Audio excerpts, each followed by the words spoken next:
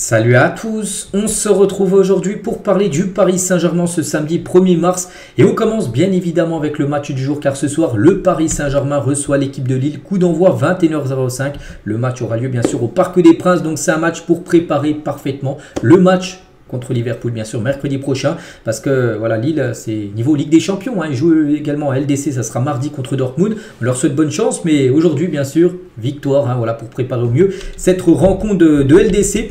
On commence tout d'abord, bien sûr, on va faire l'avant-match, avec le match a lieu ce soir. Tout d'abord avec les photos très rapides de l'entraînement hier, pour voir si tout s'est bien passé. On peut voir Hakimi, on peut voir Ousmane Dembélé, on peut voir de nouveau Achraf Hakimi avec Gonzalo Ramos ou même João Neves, bien sûr. Là, tous ces joueurs vont rentrer dans la partie déterminante, bien sûr, de la saison. Et concernant le groupe convoqué pour le match de ce soir, il vient de sortir là, il y a quelques instants. Et avec le retour déjà de Vitinha, Kangini et Donnarumma, les trois avaient été mis au repos pour le match contre l'équipe de Stade Briochin en Coupe de France mercredi soir. Donc les trois font leur retour bien sûr dans le groupe parisien pour cette rencontre. Donc c'est quasiment un groupe au complet. Voilà donc voilà, ça c'est plutôt une bonne nouvelle d'avoir un groupe quasiment complet pour bien sûr les prochains matchs dont la Ligue des Champions qui arrive la semaine prochaine. Luis Enrique, donc tu es au micro de PSG TV, donc prendre chaque équipe et chaque match au sérieux, mais pour moi la clé c'est la mentalité des joueurs sur le calendrier, c'est comme ça et on doit bien sûr s'adapter. Donc c'est difficile au niveau des jours de récupération, mais on est heureux d'avoir ce calendrier parce qu'on est encore en train de lutter dans chaque compétition. On est prêt pour ce match voilà, contre Lille et de la meilleure manière possible. Donc il parle de l'intégration aussi de Kvaratskhelia. Kvaratskhelia, ça fait déjà un mois et demi quand même qu'il est du côté du PSG. Donc comme nous l'avons fait avec Beraldo l'an passé en lui donnant des informations et ça va venir avec les entraînements et les matchs. Quand tu recrutes un joueur de ce niveau, c'est un joueur intelligent qui sait bien sûr s'adapter à l'équipe. Toujours sur l'intégration de Kvara. Donc il me semble qu'on lui donne beaucoup de marge pour s'adapter. On essaie de respecter et de valoriser ses qualités. C'est pour ça qu'il le fait beaucoup jouer là, lors des derniers matchs. Parce qu'un joueur pour qu'il s'acclimate, pour qu'il s'adapte au mieux dans une équipe, en gros, il faut le faire beaucoup jouer, voilà, dès qu'il arrive, et c'est le cas bien sûr avec Kvaratskhelia. Ce soir, on parlera peut-être qu'il pourrait commencer sur le banc, d'après la compo probable qui est sortie. On a Lille, puis Liverpool, Rennes, Liverpool et l'Olympique de Marseille pour finir bien sûr avant la trêve internationale au mois de mars. On doit contrôler l'intensité des matchs, on doit répartir les minutes. Pour l'instant, on le fait bien. On a tous les joueurs à disposition, ils sont tous prêts et ça me fait bien sûr plaisir d'avoir un groupe pratiquement avec aucune blessure. L'équipe a une grande motivation pour montrer qu'on peut jouer contre tout le monde un samedi. On joue à la maison avec nos supporters, on a l'impression d'avoir un joueur de plus bien sûr, avec ce public qui sera à fond derrière l'équipe, que ça soit, même quand le PSG est mené, plein de fois où le PSG a été mené, que ce soit là ou même les années précédentes, on entendait toujours bien sûr les supporters chanter. Je crois qu'il y a des choses semblables entre Lille et Liverpool. Ils comparent vraiment cette équipe de Lille ce soir. C'est un peu le même style de jeu que Liverpool. Même si Liverpool est quand même au-dessus de Lille. Surtout sur le plan défensif. Ça défend à peu près pareil Lille et Liverpool. C'est pour ça que ce soir ça sera un bon test. Surtout que le PSG reste quand même sur 17 buts marqués sur les 3 derniers matchs. Donc ce soir c'est une grosse défense Lille. Donc là vraiment on a envie de voir ce que ça va donner avant d'affronter les Reds mercredi. Donc c'est un bon test bien sûr pour l'équipe parisienne. Toujours avec Enrique, donc je ne parle jamais des arbitres en France, ni en Espagne, ni ailleurs. Si je dis ce que je ressens, ça serait difficile. Je ne veux pas rentrer là-dedans. Je dis à mes joueurs qui ne doivent pas protester contre les arbitres, parce qu'actuellement, on sait qu'il y a beaucoup de problèmes avec l'arbitrage, que ce soit en France, que ce soit en Espagne, que ce soit un peu partout. Donc un journaliste lui a posé une question par rapport aux arbitres, qu'est-ce qu'il pensait? Et bien il a répondu ça en gros. Luis Enrique dit tout simplement que ses joueurs ne parlent pas aux arbitres. Voilà, et même lui, il essaie d'éviter au maximum de parler de l'arbitrage. C'est toujours compliqué d'être arbitre, personne n'est satisfait. J'ai appris qu'il ne faut rien dire là-dessus. J'ai appris à mes joueurs de respecter bien sûr l'arbitre.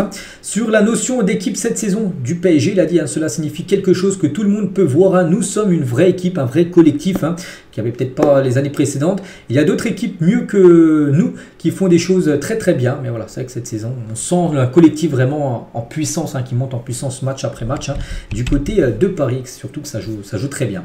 J'aimerais que notre calendrier s'adapte à nos besoins, mais ce n'est pas possible. J'essaie de préparer l'équipe bien sûr du mieux possible pour chaque rencontre.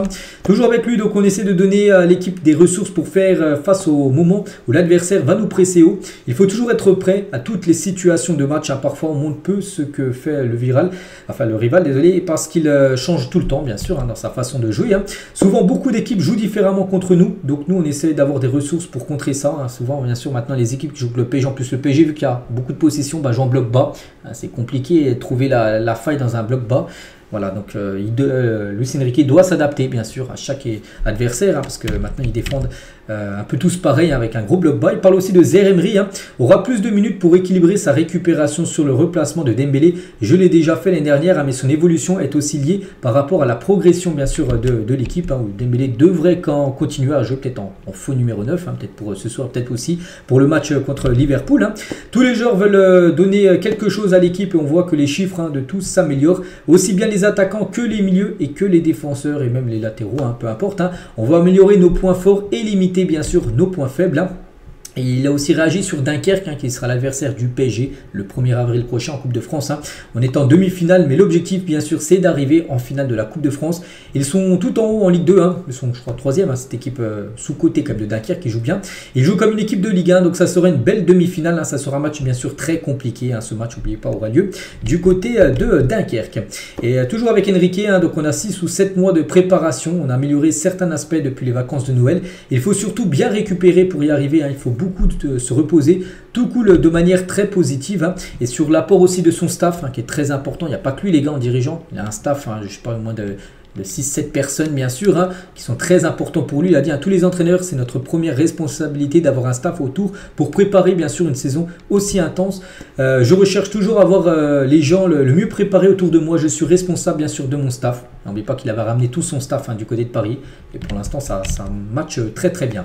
Et il faut savoir déléguer en tant qu'entraîneur. Je demande beaucoup mon staff à un très bon niveau. Avant de choisir les joueurs, il faut bien choisir son staff. Je suis très satisfait de mon staff, mais j'en veux encore plus du staff et des joueurs, tout simplement. Et toujours avec Enrique, tiens, on rentre dans cette dernière déclaration. Donc si tu es bien préparé, la fatigue n'existe pas. Jouer au Parc des Princes, c'est aussi un plaisir. On doit résoudre les choses de manière globale. On veut que les joueurs soient dans les meilleures dispositions possibles. Mais ne me parlez plus de blessures. En plus, pour l'instant, on sait qu'il n'y a pas trop de blessures. Ça, c'est aussi le rôle de son staff, bien sûr. Les préventions des blessures, des kinés, tout ça qui sont très importants bien sûr au club. Et il parle aussi d'Ibrahim Mbaye, et je crois que c'est on finit avec lui. On parle d'un joueur de 2008, ça fait 1 an qu'il s'entraîne avec nous, mais c'est encore presque un enfant. S'il s'entraîne avec nous, c'est qu'il a le niveau pour s'entraîner avec l'équipe première du PSG.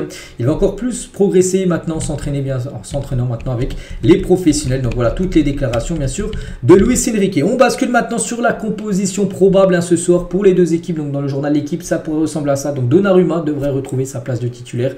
Safonov avait gaulé le dernier match de Coupe de France. Donc Nuno Mendes, Pacho, Marquinhos, Zaïre-Emery, peut-être Hakimi, les gars sur le banc. Il pourrait peut-être souffler avant le match de Liverpool.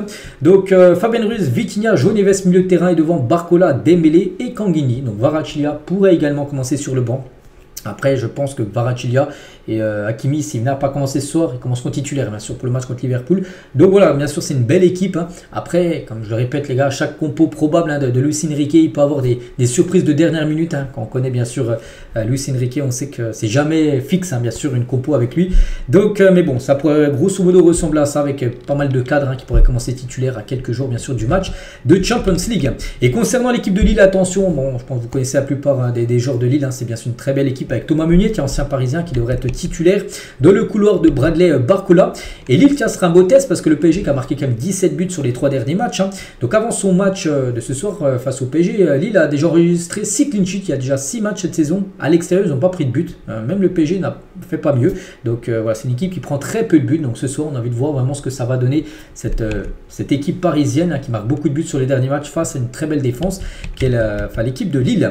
Donc voilà ce qu'on va dire sur cet avant-match PSG-Lille. Maintenant, on bascule aussi sur aujourd'hui, on est le 1er mars. Le calendrier a été dévoilé par le PSG pour ce nouveau mois. Donc il y a Lille, il y a Liverpool bien sûr le 5, ça sera en LDC mercredi. Il y aura Rennes samedi prochain, Liverpool le mardi 11. Le 16, ça sera un dimanche, donc ce sera contre l'Olympique de Marseille au Parc des Princes. Et après du 16 au 29 ou 30, parce que ça n'a pas encore été désigné, soit le 29 ou le 30, soit le samedi ou le dimanche, le match contre Saint-Etienne, parce que là après il y aura pendant 2 semaines pas de match, vu que ça sera la trêve internationale. Concernant le mois d'après, donc le mois d'avril, programmation, donc la Coupe de France, donc le PSG affrontera Dunkerque le mardi 1er avril à 21h10, sera le premier match du mois d'avril. Voilà, on ne savait pas ça allait se jouer le mardi ou le mercredi. Bah, du coup, ça jouera le mardi soir et le lendemain, ça sera l'autre demi où le PSG, s'il se qualifie en finale, connaîtra le lendemain soit son adversaire, soit Reims, soit Cannes. Moi, j'aimerais bien sûr voir une finale Paris-Cannes en finale de Coupe de France, et enfin ce que j'aimerais. Concernant le match de ce soir, donc pour information, donc ce soir sera le 150e match d'affilée à guichet fermé, quand même, c'est exceptionnel. Pour le PSG au Parc des Princes, c'est simple, le plus grand club de France ne fait que des guichets fermés depuis le début de la saison 2017. Une véritable dinguerie, c'est vrai, mais voilà, parce que vu que le PSG bien sûr a changé de dimension, ça joue très bien. Donc le problème après, c'est le prix des places. C'est vrai que pour aller suivre un match du PSG, les places c'est 70, et c'est très cher. Voilà, ça reste quand même très cher. C'est là des stades où c'est le plus cher. Pourquoi? Parce qu'il y a beaucoup de demandes et les places.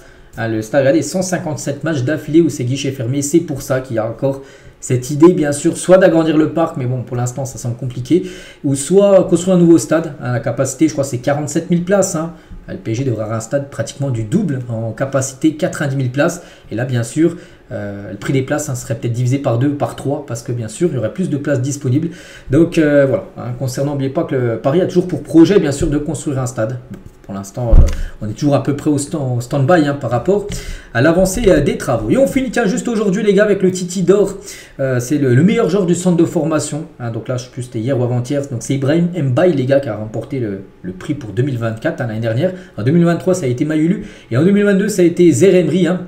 Donc maintenant, Zeremri a un élément indiscutable, bien sûr, de l'effectif. Mayulu joue de plus en plus et montre de belles choses pour Ibrahim Mbaye. On pense que ça sera à peu près la même chose pour lui, bien sûr, dans les années futures. Donc voilà, félicitations, bien sûr, aux 3. Donc voilà ce qu'il y a à dire. J'espère que ça vous a plu. On se retrouve demain, bien sûr, pour le prochain numéro. Je vous souhaite une très bonne journée et à demain.